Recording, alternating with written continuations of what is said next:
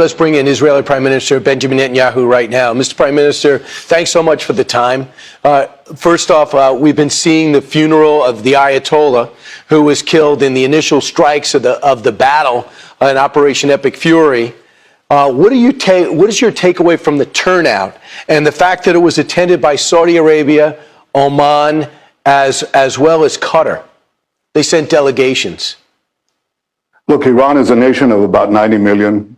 About 80% of them hate this regime and would like to see it gone. But you still have, quite a few million, a minority that they can bring to the streets. And what do they shout in the streets? I don't know if you heard this, Brian.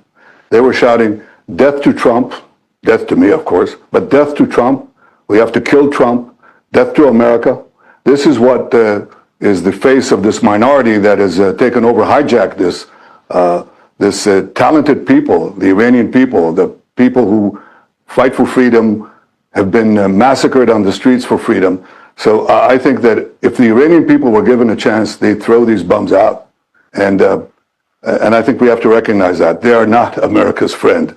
And we should not let them have nuclear weapons or the means to deliver them, both to us, but also to you. That's very, very dangerous. So this is a battle of freedom versus fanaticism, and the fanaticism can be seen on the streets of Iran. As far as the countries that go there, well, I think there's sort of a kind of a betting on hedging bets, but I think most people understand that the positive force for good, including the countries that went there, the positive force for good, for security and prosperity in the Middle East is not with Iran.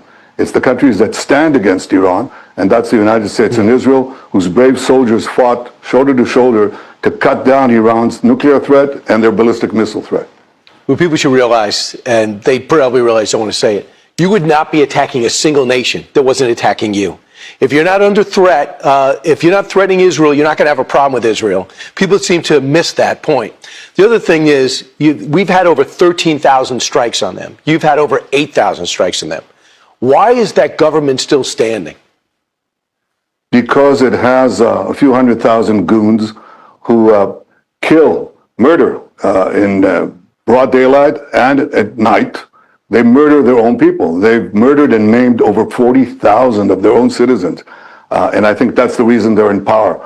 That's the same is true in Hezbollah in Lebanon, which is one of their proxies of Iran's fanatic regime's proxy in Lebanon. They also threatened to kill the Lebanese who want them out. The Lebanese government said they want them out.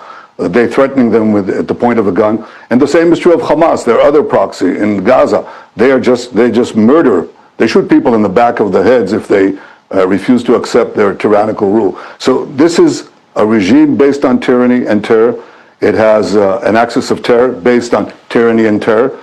And the ones that have been fighting it is Israel and the United States. And I very much appreciate the fact, especially on, we're celebrating now 250 years of America's independence. America's been a tremendous force for good. And without America, there won't be any democracy in the world, and there won't be any freedom in the world. So I salute America on its 250th birthday. Mr. Prime Minister, is the relationship with the president under strain right now? He's been pretty direct in some of his criticism of you and as Israel, some of the aggression against Hezbollah, and your thoughts about that. Yes. Well, first of all, we see eye to eye just about everything. And sometimes, as happens among the best of allies, and we are the best of allies, there can be differences of opinion. We usually speak about it in open conversation. You can imagine the president has his way of expressing things, and so do I. But we are, we're allies. We're your model ally. And we respect the United States of America. And if you come to Israel, it is the one nation here in this region that is not only a democracy, but a democracy in which the overwhelming majority of the people unabashedly support the United States of America. So my relationship with the president is fine, and we have a way of ironing out our differences as allies who respect each other. So what do you look to accomplish? I hear you're coming to visit. What do you expect to accomplish with the president? Well, we haven't yet set a date for the visit, but I'd like to see the peace with Lebanon advance, just as we advanced together, President Trump and I, the Abraham Accords, which brought 4 peace agreements that nobody believed were possible. We brought them together.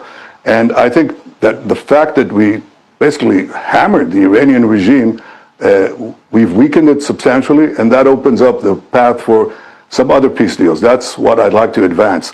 The other thing I'd like to say, because we're on the verge of the president's going to Turkey, look, Turkey is a great country, but it's governed by a man who calls openly for the annihilation of Israel. He occupies half of Cyprus, a NATO country. He's threatening Greece, another NATO country, and he talks openly about conquering Jerusalem. His foreign minister, his number two, said that the Jewish state hasn't a place among humanity. Basically, it has to be wiped out. His interior minister, said he looks forward to be the governor of Jerusalem. Well, for a regime infected by the Muslim Brotherhood, an extreme movement that hates America and chants death to America from that side of the spectrum, I don't think they should be given F-35s or the engines for their fighter jets, because that'll upset the power balance in the Middle East, which is ultimately guaranteed by Israeli air superiority and also by, I think, by America's posture in the Middle East. Yeah, I thoroughly agree. Plus, they have the Russian missile defense. So why would we give them an opportunity to plot and plan against it? And lastly, they're also financing Hamas, and you guys know that. So they might have helped, but they're financing Hamas, right?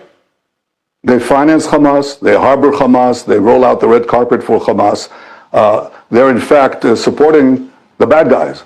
And they didn't lift a finger to help you in Iran. We did. We're the model ally that fought next to your great soldiers.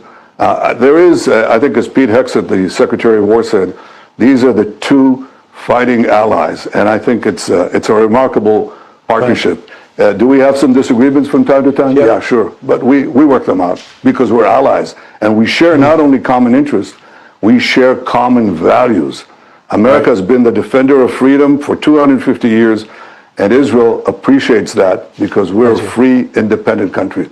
And Mr. Prime Minister, you do know this country very well. You went to college here. Thanks so much for all you do. Appreciate this alliance, and thanks so much. Have a great day. Thank you, Brian. Thank you very much.